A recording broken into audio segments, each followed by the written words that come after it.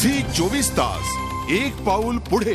जादा 3 सिलेंडर्स बाबतची पुढची बातमी। या सिलेंडर्सना सबसिडी देण्याच्या निर्णयात मध्यमवर्गीयांवर अन्याय झाला असता तरी सुद्धा आता या मुद्द्यावर काँग्रेस आणि राष्ट्रवादीमध्ये श्रेयाची लढाई सुरू झाली आहे। दोन्ही पक्षांनी प्रसिद्धी पत्रक काढत एकमेकांवर कुरघोडी करण्याचा प्रयत्न सुरू केलाय। सिलेंडर सबसिडीच्या निर्णयात मध्यमवर्गीय गॅस परत, सत्ताधारी आघाडीत मात्र श्रेयाची लढाई। स्वतःचीच पाठ थोपटण्यात काँग्रेस राष्ट्रवादी मग्न। 6 सिलेंडर व्यतिरिक्त 3 जादा सिलेंडर्सना सबसिडी देण्याचे आदेश काँग्रेस अध्यक्षा सोनिया गांधी यांनी काँग्रेस शासित राज्यांना दिले खरे, मात्र सरसकट सबसिडी देणं परवडणार नसल्याचं सांगत काँग्रेसनं राज्यात हा निर्णय लागू करण्यास टाळाटाळ सुरू केली। केंद्रात आणि राज्यात काँग्रेससोबत असलेल्या राष्ट्रवादी काँग्रेसनं या विरोधात आंदोलनाचा इशारा देत बुधवारच्या कॅबिनेट बैठकीत अल्टिमेटम मुख्यमंत्र्यांना दिला। या निमित्तानं मुख्यमंत्र्यांच्या निर्णय प्रक्रियेवरही प्रश्नचिन्ह निर्माण करण्याची संधी राष्ट्रवादीनं सोडली नाही। यानंतर अखेर जादा 3 सिलेंडरना सबसिडी देण्याचा निर्णय मंत्रिमंडळ बैठकीत घेण्यात आला, मात्र त्यातही केवळ 1 लाखापर्यंत उत्पन्न असणाऱ्यांनाच याचा लाभ होणार असल्याचं मुख्यमंत्र्यांनी जाहीर केलं।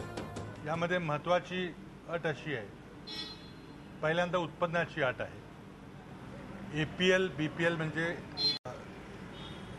एक विशिष्ट रंगाचं रेशन कार्ड आहे। गरिबांना दिलासा आणि मध्यमवर्गीयांवर अन्याय करणारा हा निर्णय कॅबिनेटनं घेतल्यानंतर तातडीनं याचं श्रेय लाटण्याची तयारी सुरू झाली। दोन्ही पक्षांनी प्रसिद्धी पत्रक काढत हा निर्णय आपल्यामुळेच झाल्याचा दावा केला। राष्ट्रवादी काँग्रेस पक्षाने भूमिका घेतली होती की नुसता बीपीएलना न देता अबाव पॉवर्टी लाईन जी लोक आहेत त्यांना पण गॅस सिलेंडर सबसिडाइज रेटले भेटले पाहिजे आणि बऱ्याच दिवसापासून तो निर्णय अपेक्षित होता।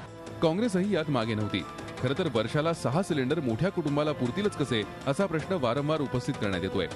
त्यातही आनंदवन सारख्या सामाजिक संस्थांना काय न्याय द्यायचा याबाबत माध्यमातून ओरड होऊन सुद्धा सरकारनं निर्णय घेण्यास उशीर केला।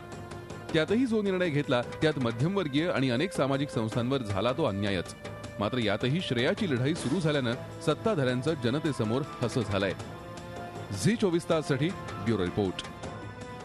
झी 24 तास एक पाऊल पुढे।